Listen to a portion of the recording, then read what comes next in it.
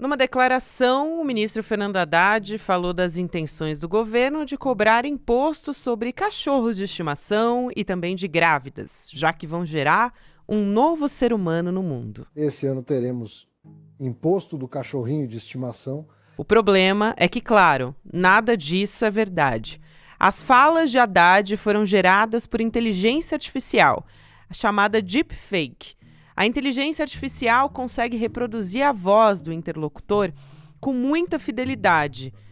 Parece muito real, porque ela também sincroniza no vídeo. O caso do ministro Haddad não é o único. O deputado federal Nicolas Ferreira criou uma manifestação falsa nas redes sociais, usando a inteligência artificial como crítica ao governo Lula. Essas imagens fabricadas têm o objetivo de confundir as pessoas, embaralhando as fronteiras entre a realidade e a mentira. Desde o ano passado, 2024, o Tribunal Superior Eleitoral regulamentou a proibição do uso da inteligência artificial nas eleições no Brasil. Mas mesmo assim, a extrema-direita tem usado essa ferramenta como um método para endossar as fake news, criando uma realidade alternativa aos fatos. Quinta-feira, 16 de janeiro de 2025.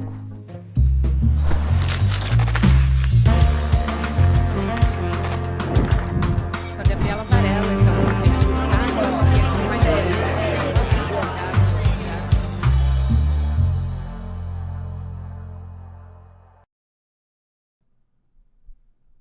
Olá, seja muito bem-vindo, seja muito bem-vinda. Eu sou a Gabriela Varela e esse é o videocast em Detalhes.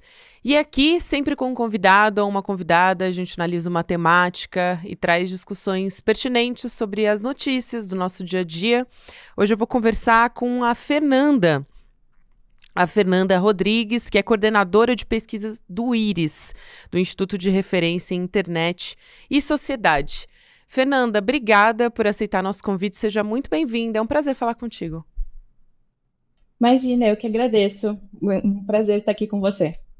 Fernanda, antes de mais nada, eu acho que vale a pena a gente pegar os casos recentes, né, sobre o que está acontecendo na nossa política, no Brasil, para a gente refletir um pouco sobre esse ponto que a gente chegou em relação à inteligência artificial, que é a sua área de pesquisa, sua especialidade, e acho que você tem muito a contribuir aqui para a gente.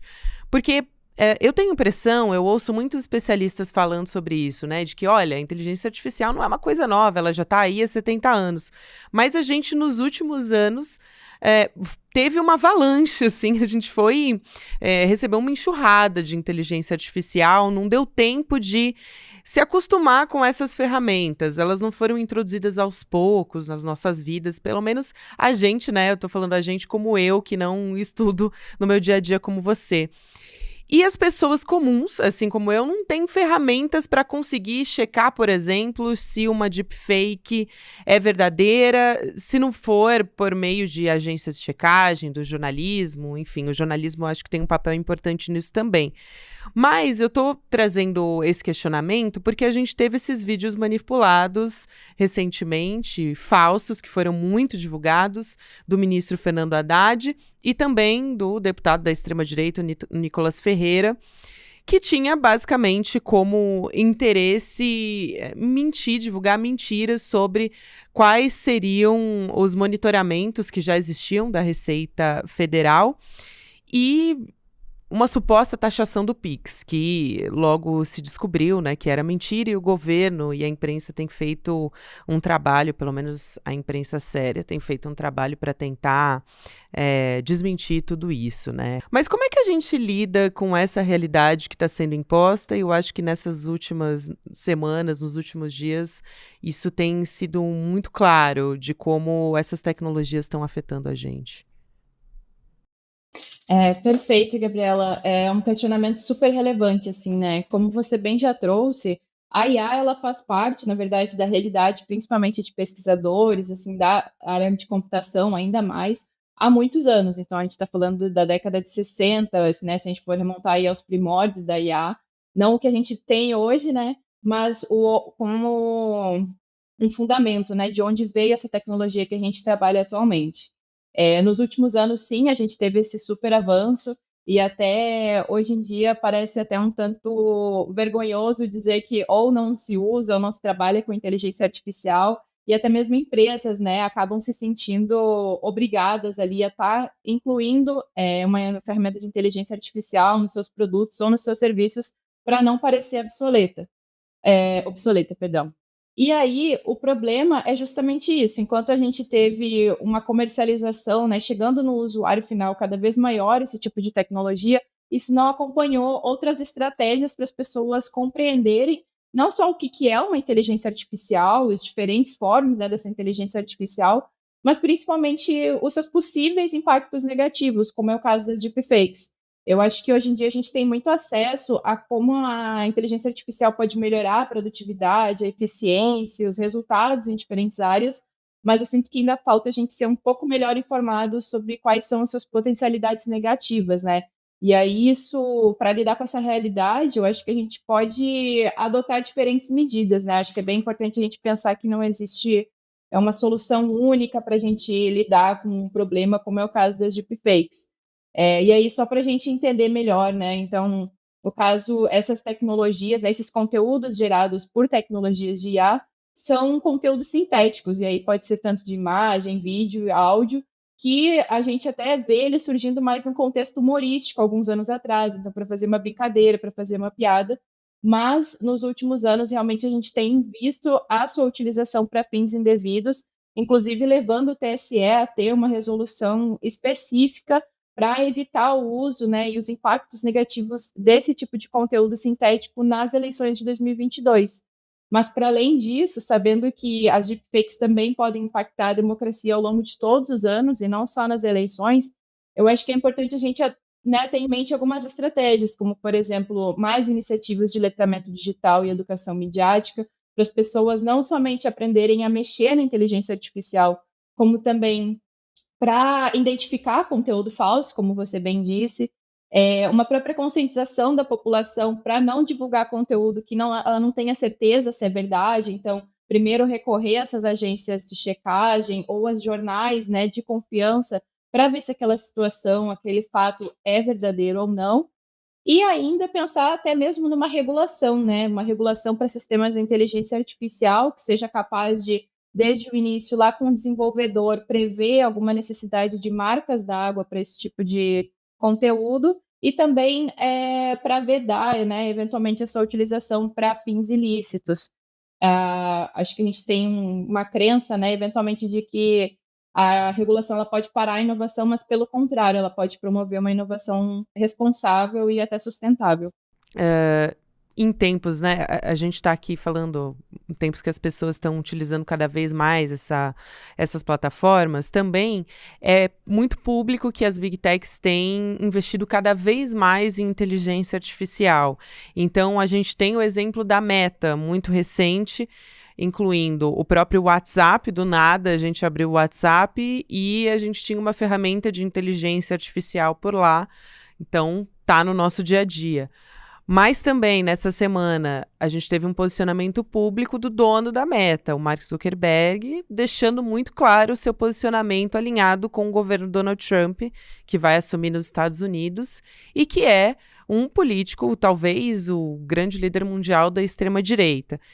E aí o Zuckerberg, assim como o Elon Musk, também se aproveita muito de um monopólio econômico da plataforma, né, de plataformas que talvez sejam os maiores ganhos do capitalismo que a gente viu nos últimos tempos, né, e ameaçando até a soberania de outros países nesse sentido, quer dizer, as legislações de outros países. Aí voltou atrás um pouco, não que voltou atrás, mas teve um posicionamento um pouco mais ameno do que a princípio, dando satisfação ao governo brasileiro de que, na verdade, a princípio, as medidas vão ser adotadas somente nos Estados Unidos para depois pensar em expandir para outros países. Mas a preocupação é de que é muito claro que essas tecnologias, elas não são neutras, né? E que elas estão sendo feitas, né, por plataformas cujos donos, CEOs, enfim, pessoas que estão à frente delas, são pessoas alinhadas com o governo da extrema-direita. São plataformas que estão financiando até A gente vai ter o Donald Trump assumindo no dia 20, 4 dias aí de um mega evento dele assumindo, e plataformas, assim, das mais diversas, das Big Techs, estão financiando esse evento. Então, eu quero te ouvir sobre a preocupação nesse sentido com essas pessoas que são bilionárias, né, que têm muito dinheiro e como é que elas podem jogar, de fato, ameaçar a soberania de países e qual é o tamanho desse poder que elas têm nas mãos. Perfeito. Eu acho que você tocou num ponto fundamental, assim, que é de que a gente precisa compreender que tecnologias não são neutras. É muito fácil a gente ter em mente que, por ser uma máquina que é baseada em sistemas matemáticos, algorítmicos, ela seria neutra ou seria, né, não tenderia a nenhum lado da discussão. O problema é que a questão está justamente no fato de que, até o momento, nenhuma máquina se cria sozinha, tudo depende da intervenção humana. Então, para além da somente a intervenção humana por parte dos desenvolvedores, quando a gente está falando dessas tecnologias desenvolvidas por grandes empresas, é muito esperado que essas tecnologias correspondam aos interesses econômicos, enfim, financeiros também nessas empresas. E aí, quando a gente para observar esse desenvolvimento de tecnologias de inteligência artificial por grandes empresas de tecnologia, muitas vezes alinhadas a determinados discursos, acho que uma das primeiras preocupações que surge é exatamente sobre não só para que fins essa tecnologia vai ser utilizada, mas também de que forma ela está sendo desenvolvida, ou seja, ela está observando parâmetros ali para manter a sua eticidade, para manter a sua responsabilidade.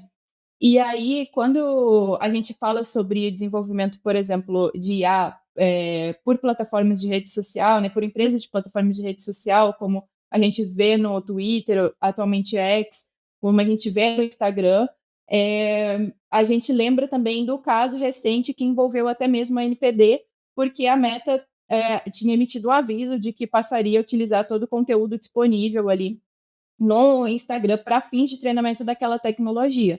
E aí nós temos toda essa discussão se realmente as pessoas que entram ali, né, estão consentindo livremente para essa utilização quase que restrita de todo o seu conteúdo que é postado, a necessidade das pessoas poderem optar se elas querem ou não que o seu conteúdo seja utilizado para fins de treinamento de IA. Então, enfim, uma série de questões relacionadas à proteção desses dados, porque hoje, numa sociedade da informação, a gente sabe que dado é poder. E quanto mais dados essas empresas têm, mais elas utilizam para fins de desenvolvimento de inteligência artificial, é necessário que a gente tenha atenção para ver se os nossos direitos em relação aos nossos dados estão sendo garantidos e também de que forma essas tecnologias vão ser aplicadas, para quais fins e em que medidas elas podem impactar, podem apresentar riscos sistêmicos como impactos a nível de democracias, né, como você bem falou, afetando a soberania de outros países. Nossa, achei muito boa essa frase que você disse que dado é poder. Acho que eu vou ficar, sabe quando aquela frase fica, você planta uma sementinha na cabeça da pessoa, eu vou ficar pensando nela depois. Eu acho que também vale a pena, a gente tem um exemplo muito recente de judicialização dessas questões, mais especificamente sobre a inteligência artificial, sobre o que a justiça pode fazer. Quando a gente olha para o nosso país, a gente teve até rapidamente a AGU, a Advocacia Geral da União, notificando extrajudicialmente a Meta para remover um vídeo, mais especificamente do Facebook, né? Remover o vídeo do Haddad, que era um conteúdo falso, adulterado por inteligência artificial. Mas o tempo da justiça é muito diferente do tempo, primeiro, da proliferação de fake news e também da rapidez com que essas tecnologias podem ser feitas, né, e difundidas por aí. Então, qual que é o impasse? E, como você disse, não tem uma solução única. Mas o ponto de vista da justiça é efetivo mesmo? Porque essas empresas, elas tem muito dinheiro, então ser notificada extrajudicialmente produz algum efeito, coíbe de fato para que elas tenham alguma medida mais segura para a gente que usa essas ferramentas? Então, essa é uma grande questão também, porque atualmente a gente está vendo exatamente a discussão em torno do artigo 19 do Marco Civil da Internet, que vai falar sobre a responsabilização de provedores de serviço, como redes sociais, no caso de conteúdo publicado por terceiro. Atualmente, uma mera notificação extrajudicial não é capaz de gerar responsabilidade para a plataforma, caso ela não exclua aquele conteúdo. Hoje, as plataformas só são responsabilizadas caso elas sejam notificadas judicialmente para remover o conteúdo e deixem de cumprir essa decisão. No STF, a questão é justamente se esse artigo, né, agora mais de 10 anos depois, ele está alinhado à nossa Constituição Federal. Nós, do IRIS, nós temos um posicionamento pela constitucionalidade do artigo 19, mas entendendo que a realidade que o Marco Civil da Internet enfrentou em 2014 é significativamente diferente da realidade que a gente está enfrentando hoje, em 2025, né? Então, é sim necessária uma adaptação, é sim necessária uma atualização sobre a compreensão de como responsabilizar plataformas digitais, porque a gente viu que o poder econômico, o poder de influência delas cresceu muito ao longo desse tempo, para além somente também da quantidade de conteúdo que é postado diariamente. Então, a gente precisa sim rever, à luz da Constituição, como que a gente pode assegurar que esse tipo de conteúdo não ganhe cada vez mais espaço nas redes sociais. Mas, para além da justiça, eu acho que o trabalho do Poder Judiciário ele é muito potencializado quando a gente tem boas leis. E aí, nesse sentido, se é importante que a gente tenha uma regulação para a inteligência artificial, que, por exemplo, vai lidar com a moderação automatizada, né, que é feita pelas plataformas e redes sociais para remover conteúdo nocivo, é importante também que a gente pense e avance numa regulação das próprias redes sociais e das próprias plataformas. Lembrando que isso não se confunde com censura. Em nenhum momento o objetivo seria impedir que as plataformas realizem essa moderação ou que discursos com os quais as pessoas não concordam não possam estar ali naquele espaço. Pelo contrário, uma regulação das redes sociais ela pode justamente proteger o direito à liberdade de expressão de todas as pessoas, principalmente de grupos vulneráveis que a gente sabe que hoje sofrem muito com discurso de ódio na internet. Eu acho tão importante isso que você traz, porque a nossa discussão está tão lá atrás, a gente está aqui discutindo inteligência artificial e a gente não tem ainda uma regulamentação das plataformas, né? Sem nem entrar no mérito dessas tecnologias que são mais complexas, para ser aqui bem simplista do que a gente está falando. Agora, sobre o uso da inteligência artificial no Brasil, a gente tem informação, até do próprio Google, de que o uso de inteligência artificial no Brasil foi maior do que a média global no último ano. Então, 46% dos brasileiros utilizando a tecnologia são dados de 2024, então referentes ali a 2023 e um pouco de 2024 também. Imagino que esse dado possa até ser maior hoje em dia, né? A gente tem uso de chat GPT e outros tipos de tecnologia também. Levando em consideração tudo isso, eu também escuto muito se falar sobre o uso da inteligência artificial da perspectiva individual. Então, como que a gente utiliza essas ferramentas no nosso dia a dia? Já ouvi também, até quando a gente fala de política, e a gente está falando tanto sobre política aqui, porque essencialmente é muito político todo esse uso, mas existia um candidato, quando a gente estava agora nas eleições municipais, no ano passado, existia um candidato que queria formular uma candidatura aliada à inteligência artificial. Então, a IA seria utilizada como vereadora também. E isso até gerou uma certa questão ali com a própria Meta. Enfim, foi o Pedro Marcum, né, que propôs essa candidatura híbrida com inteligência artificial para o Legislativo de São Paulo. Foi um candidato de São Paulo. A gente acompanhando todas essas iniciativas, né, eu acho que talvez queria ouvir uma reflexão tua, acompanhando todos esses avanços nos últimos tempos, né? E avanços interessantes, porque a palavra avanço me remete a algo muito positivo. E também, quando a gente fala de perspectiva individual também, parece que é um pouco responsabilidade nossa. quando ela nos afeta, essa tecnologia, de uma forma que é tão coletiva, né? Isso, hoje como a gente não tem uma regulação, essa segurança está muito a critério das próprias empresas, né, em relação ao desenvolvimento, em relação a ter avaliações de impacto algorítmico, compreender quais são os possíveis impactos adversos daquela tecnologia, para aí adotar as medidas de mitigação cabíveis para que aquele produto, né, chegue à sociedade já realmente para trazer mais benefícios e não prejuízos. Então, eu acho que em relação à segurança, a gente está dependendo muito dessa autorregulação, mas eu acho que outra estratégia é justamente essas iniciativas de letramento digital, né, como eu havia mencionado anteriormente, e de educação midiática, para a gente compreender sobre o que a gente está falando. Isso não somente para crianças e adolescentes, que a gente sabe que estão na escola, né, e podem ter essas capacitações dentro da sua rotina, mas também para pessoas mais velhas, para que as pessoas, inclusive idosos, que também muitas vezes são vulneráveis frente a essas tecnologias, possam ter noção de todo o impacto e de tudo que uma tecnologia de IA é capaz de fazer. E eu acho que, e aí a gente, no IRIS, a gente trabalha muito a favor da regulação da IA, mas, novamente, puxando para esse lado, o bom de uma regulação é a gente compreender quais áreas a inteligência artificial precisa de uma segurança ou de medidas de governança um pouco mais rígidas por causa dos seus impactos sobre a sociedade. Então, por exemplo, a gente imagina uma tecnologia que vai ser utilizada dentro de um processo eleitoral, no processo democrático, utilizando uma imagem, muito provavelmente ali, para simular um candidato político. A gente sabe que isso pode afetar estruturalmente o Estado democrático de direito.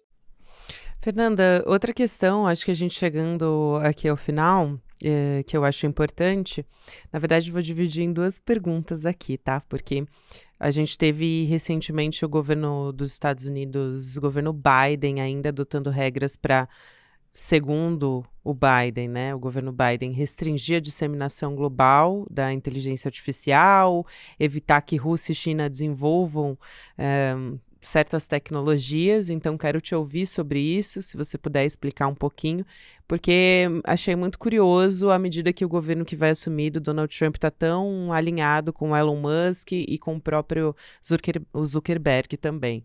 Então, um pouco isso. E a outra pergunta que eu quero te fazer, e se você puder me responder as duas, é quais são as tecnologias de inteligência artificial que você diria que a gente tem que ficar mais atento nesse momento? Perfeito.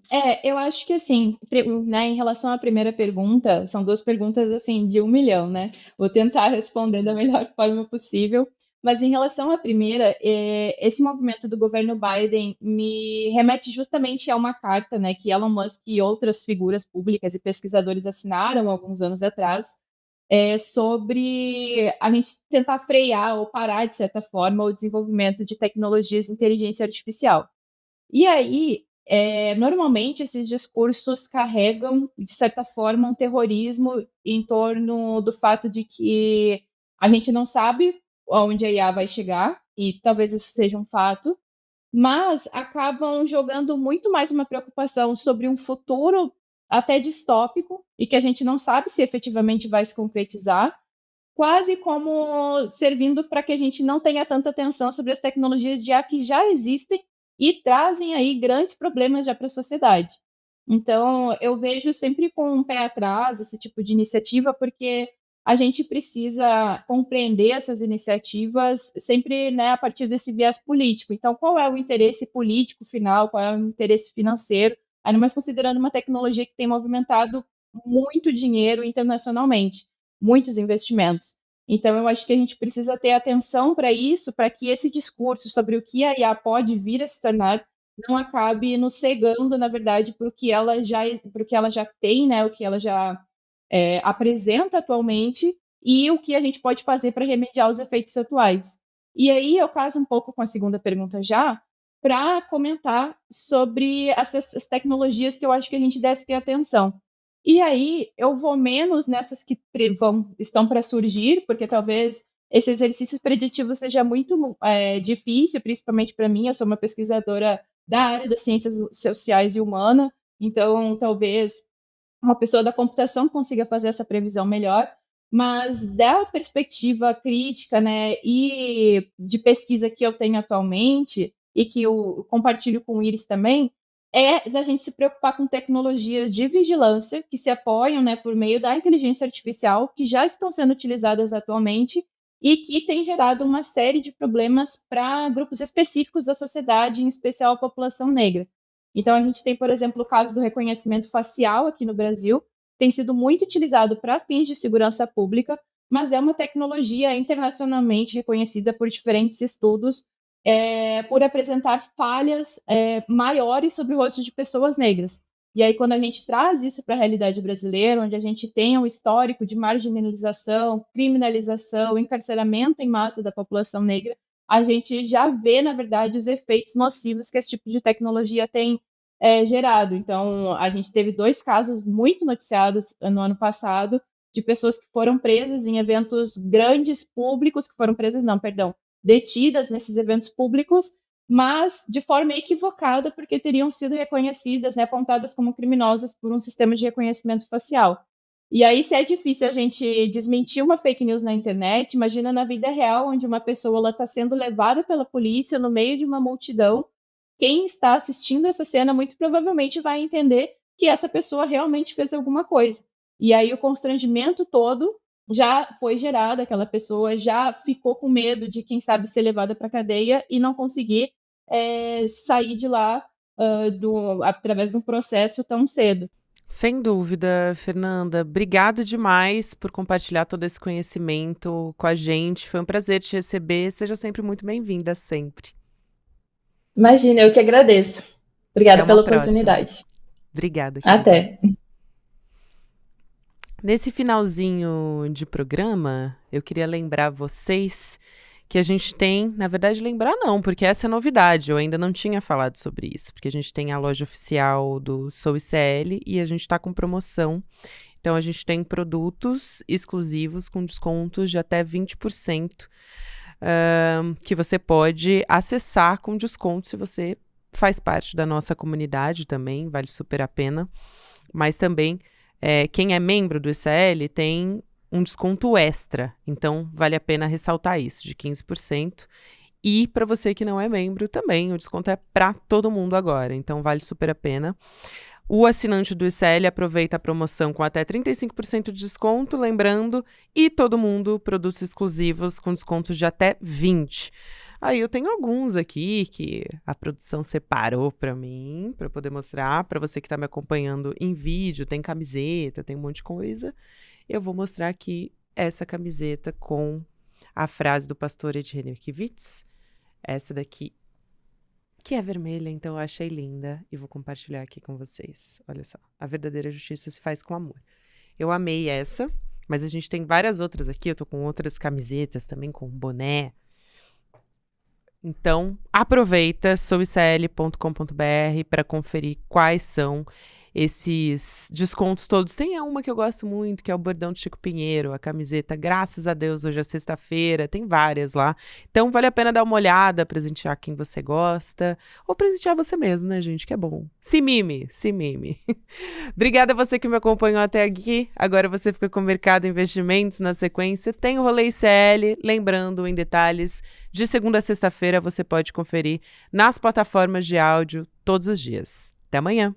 Foi preciso esperar 6 anos. Mas a pergunta, quem mandou matar Marielle Franco, tem agora uma resposta. Durante 6 anos, o trabalho da imprensa foi fundamental, não só para buscar informações que foram trazidas a público, mas também para cobrar as autoridades, para que as investigações andassem. Era um campo minado, né? Que a polícia ali estava comprometida.